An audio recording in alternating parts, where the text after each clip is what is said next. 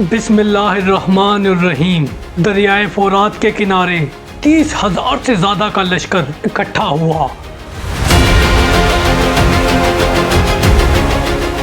اور ان کے ساتھ عرب عیسائی قبائل بھی موجود تھے۔ ان کی صفوں میں غرور تھا، مگر سامنے کھڑا سپہ سالار وہ تھا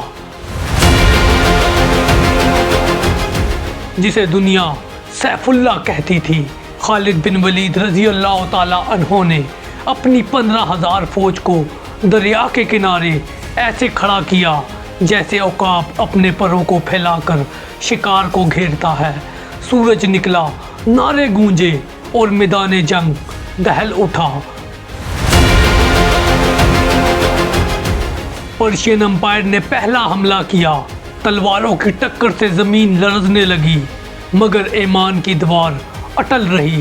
اسی لمحے خالد بن ولید رضی اللہ تعالی عنہ نے اشارہ کیا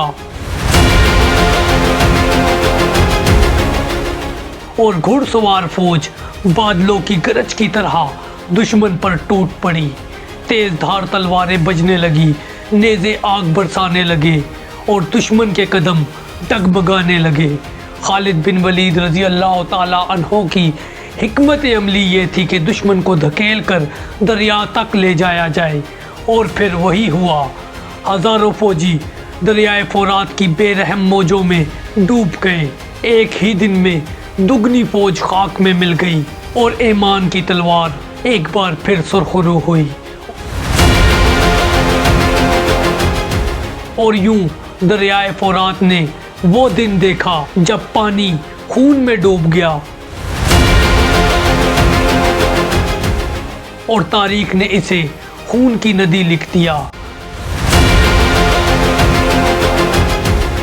اگر آپ اس جنگ سے جڑی لمحہ بہ لمحہ صورتحال اور کیسے خالد بن ولید رضی اللہ تعالی عنہ نے اپنے سے دگنی فوج کو شکست دی، تو یہ سب اس ویڈیو میں۔ دوستو، بیٹل آف چین کی زبردست شکست کے بعد پرشین امپائر تلملا اٹھی۔ وہ جانتے تھے کہ اگر مسلمانوں کی یہ پیش قدمی یوں ہی جاری رہی تو عراق ان کے ہاتھوں سے نکل جائے گا۔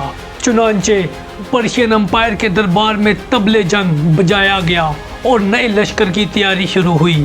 حکم یہ تھا کہ مسلمانوں کو اب ایسی ضرب لگائی جائے کہ ان کے قدم ہمیشہ کے لیے رک جائیں۔ دوسری طرف فارس نے اپنی کمزوری چھپانے کے لیے عرب عیسائی قبائل کو بھی اپنے ساتھ ملا لیا۔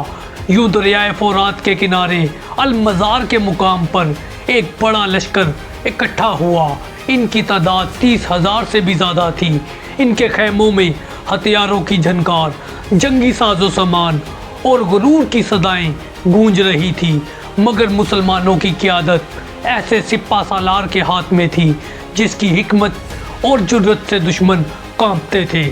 وہ تھے خالد بن ولید رضی اللہ تعالی عنہ۔ اللہ کی تلوار۔ ان کے پاس صرف 15,000 کا لشکر تھا، مگر ان کے دلوں میں ایمان کی حرارت اور جنت کی تڑپ تھی۔ خالد بن ولید رضی اللہ تعالی عنہ نے اپنے لشکر کو دریا کے کنارے صف آرا کیا۔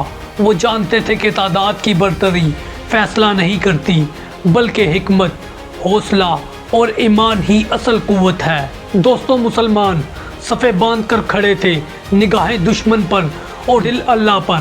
دریا خاموشی سے بہہ رہا تھا، لیکن اسے خبر نہ تھی کہ کچھ ہی لمحوں بعد اس کی لہریں انسانی خون سے سرخ ہو جائیں گی۔ دریائے فرات کے کنارے صبح کی ہلکی ہلکی روشنی پھیل رہی تھی۔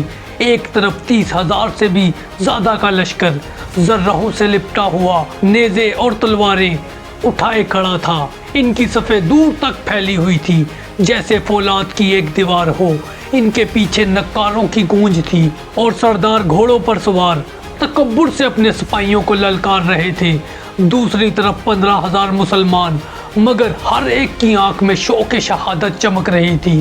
وہ اپنی صفوں میں خاموشی سے کھڑے تھے، لبوں پر قرآن کی تلاوت، دلوں میں اللہ پر توکل اور زبانوں پر نعرہ تکبیر۔ इसी लम्हे दुश्मन की पहली सफ आगे बढ़ी, धूल उड़ने लगी, घोड़ों के सुमों ने जमीन हिला दी। ईरानियों ने हमला किया और एक भारी दबाव मुसलमानों पर डाला। फौलादी जंगी लिबासों में लिपटे इनके सिपाही आगे बढ़े, नेज़े सीधे कर दिए और तलवारें बजने लगी। ये ऐसा मंजर था जैसे मुसलमानों पर पहाड़ टूट पड़ा हो। खालिद बिन वलीद रजी अल्लाह ताला अन्हो अपनी सफ़ों के आगे घोड़े पर सवार थे। इनकी तेज निगाहें हर गोशे पर थी। उन्होंने बुलंद आवाज में हुक्म दिया, सफ़े मजबूत रखो, एक कदम भी पीछे ना हटना, अल्लाह की नुसरत करीब है। मुसलमानों ने ढाले आगे की, नेज़े संभाले और दुश्मन का पहला वार टकरा कर रुक गया। तलवारों के बजने से फजा गूंजने लगी थी। हर तरफ से अल्लाहू अकबर की सदाएं मैदान जंग में बुलंद हुई, जो दुश्मन के दिलों पर बिजली बनकर गिरी। पहली झड़प में ही कई सिपाही दोनों तरफ से गिरने लगे। मुसलमान तादाद में कम जरूर थे, मगर इनके जज्बे आसमान से भी बुलंद थे। दुश्मन की सफ़ों का दबाव मुसलसल बढ़ता जा रहा था। कुछ लम्हों के लिए यूं महसूस हुआ कि मुसलमान इनके दबाव में आ जाएंगे, लेकिन हज़रत खालिद बिन वलीद रज़ी अल्लाह ताला अन्हो ने अपने सवार दस्तों को पीछे से हरकत दी। ये झड़प तूफान की पहली घंटी थी।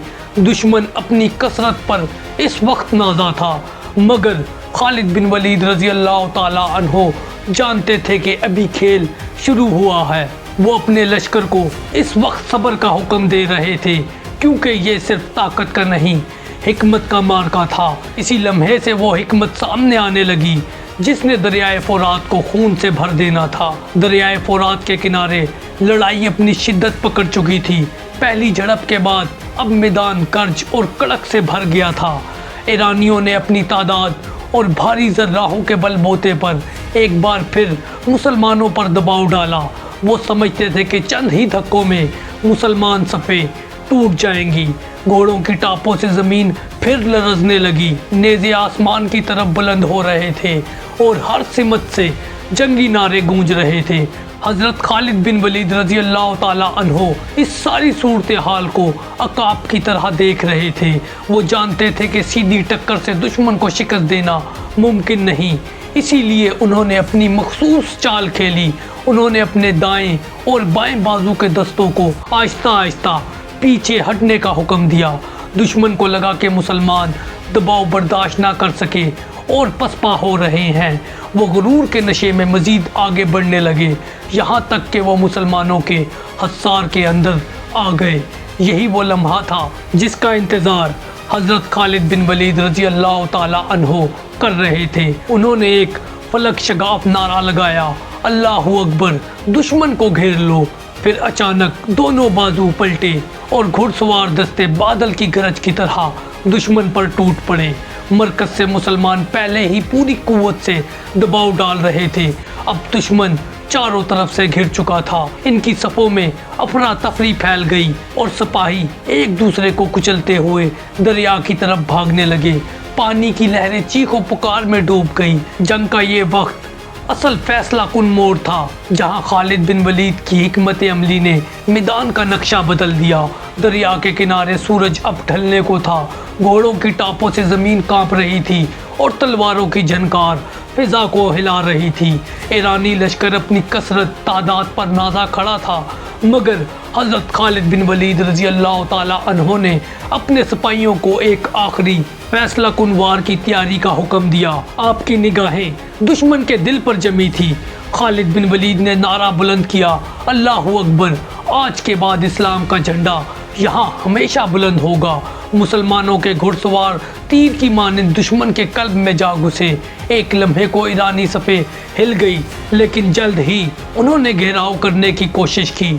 खालिद बिन वलीद रज़ी अल्लाह ताला अन्हो ने इस सूरत हाल को भांप लिया और अपने दस्ते को हुक्म दिया कि वो दरिया के किनारे दुश्मन को दबाएं, ताकि इनके पीछे भागने की गुंजाइश बाकी ना रहे। यूं ईरानी लश्कर पानी और तलवारों के बीच फंस गया। हर तरफ गर्दो गुबार था। पर्शियन एम्पायर के लश्कर की चीखों पुकार गूंज रही थी। एक तरफ मुसलमान सिपाही कुरान की आयत पढ़ते हुए आगे बढ़ रहे थे, दूसरी तरफ ईरानियों की सफ़ें टूटती जा रही थी।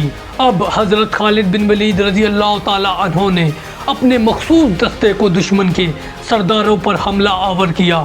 سرداروں کے گرنے کی دیر تھی کہ ایرانی فوج کا حوصلہ مکمل ٹوٹ گیا۔